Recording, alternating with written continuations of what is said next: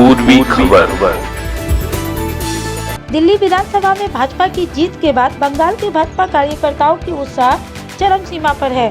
भाजपा जिला अध्यक्ष बाप्पा चटर्जी ने जीत की खुशी के दौरान टीएमसी सरकार पर कई वार किए। इनके वारों पर पलटवार करते हुए रानीगंज टाउन प्रेसिडेंट रुपेश यादव ने इन्हें करारा जवाब दिया। बाप्पा चटर्जी द्वारा कहा गया, दिल्ली तो अभी झांकी है, बंगाल अभी बाकी है। इसी बात पर रानीगंज टाउन प्रेसिडेंट रुपेश यादव ने मुंगेरी लाल के हसीन सपने बताते हुए कहा कि सपने देखना अच्छी बात है, लेकिन सच होना बड़ी बात है। सच्चाई बंगाल की जनता जानती है। ऐसा कहकर रानीगंज टाउन प्रेसिडेंट रुपेश यादव ने बाप्पा चटर्जी के सभी सपनों पर पानी फेर दिया। आइए सुनते हैं क्या कहा टाउन प्रेसिडेंट रुपेश यादव ने। क्या कहना? आपने सवाल किया भाजपा के बढ़ते कदम, और मैं कहता हूं भाजपा का बढ़ते कदम ने भाजपा का कदम और दायरा सिमटता जा रहा है। बंगाल में दिल्ली की जीत हुई है, दिल्ली में भारतीय जनता पार्टी की सरकार बनी है और उसकी खुशी रानीगंज शहर के चौक चौराहे पे मनाया जा रहा है। ये सिमटता हुआ भाजपा का कदम है, क्योंकि इससे पहले लोकसभा में भाजपा को बंगाल से कितनी सीट आती थी और इस बार लोकसभा में बंगाल से कितनी सीट गई, ये प्रमाण करता है कि बंगाल में भाजपा सिमटता जा रहा है। रही दूसरी बात कि जीत, तो आज भी इस चुनाव का नतीजा भी ये बताता है कि दिल्ली की 55% जनता भारतीय जनता पार्टी के खिलाफ है, अर्थात बहुमत जनता भारतीय जनता पार्टी के खिलाफ है। अच्छा, ये वो सपना देख रहे हैं और सपना कभी भी सच नहीं होता है।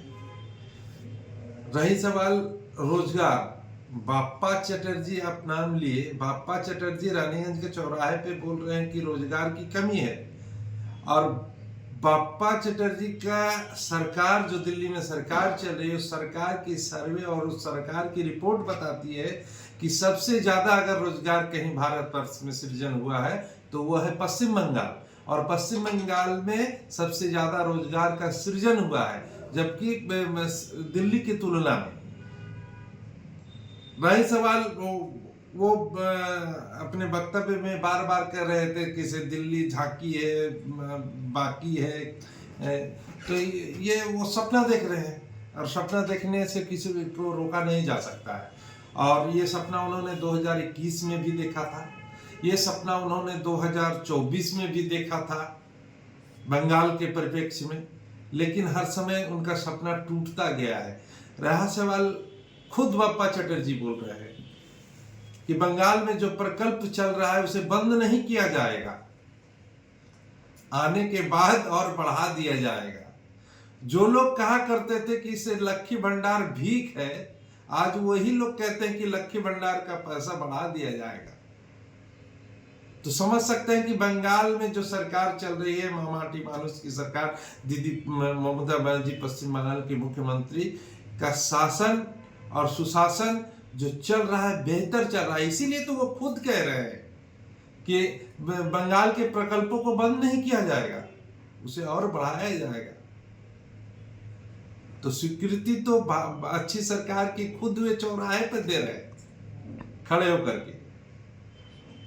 क्या भाजपा के लोगों के मुंगेरी लाल के हसीन सपने हैं, और बंगाल में उन्हें सब जो कह रहे थे झूठ का, करप्शन का, उन्हें सोचना चाहिए। चौक चौराहे पे खड़े होकर के आप बोल रहे हैं कि बंगाल में दिल्ली झांकी है, बंगाल बाकी है। आपको समझना चाहिए, आप जिस 56 इंची सीना वाले प्रधानमंत्री की बात करते हैं, गृह मंत्री की बात करते हैं, एक समय था जो बांग्लादेश हमारे सामने रेंगता था, आज वो बांग्लादेश हमारे सामने आंख दिखा रहा है। आज बांग्लादेश बंकर बना रहा है।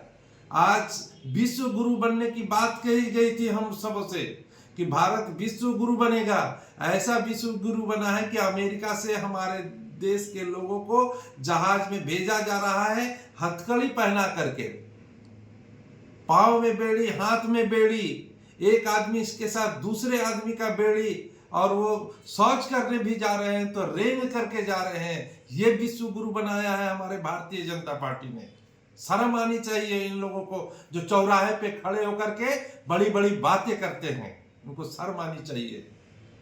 आज बंगाल के सभी प्रकल्पों का तुलना करके और इनका कॉपी करके और अन्य प्रदेशों में यही भारतीय जनता पार्टी चला रहे हैं और हमारी नेत्री हमारी दीदी को गाली देने का, नेता को गाली देने का काम कर रहे हैं। इन लोगों को शर्म आनी चाहिए। जो लोग कहते कि विश्व गुरु बनेंगे, वहां विश्व गुरु तो दूर की बात है, बांग्लादेश जैसे छोटे देश जो हमारे ऊपर निर्भरशील था, आज वो भी आंख दिखा रहा है हमें।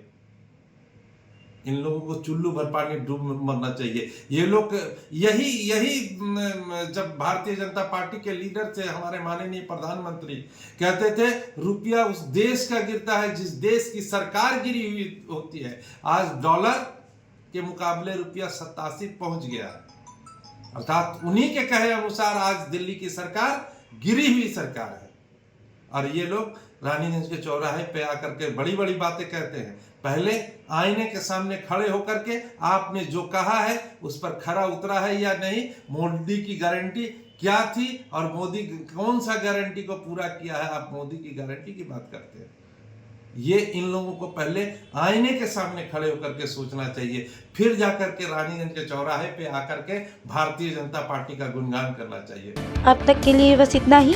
फिर मिलेंगे अगली खबर में। ऐसी और भी खबरों के लिए हर पल देखते रहे पूर्वी खबर। हमारे चैनल को लाइक, शेयर, सब्सक्राइब करना ना भूलें और बेल आइकन को दबाना ना भूलें और देखते रहें पूर्वी खबर। पूर्वी खबर, नजर सब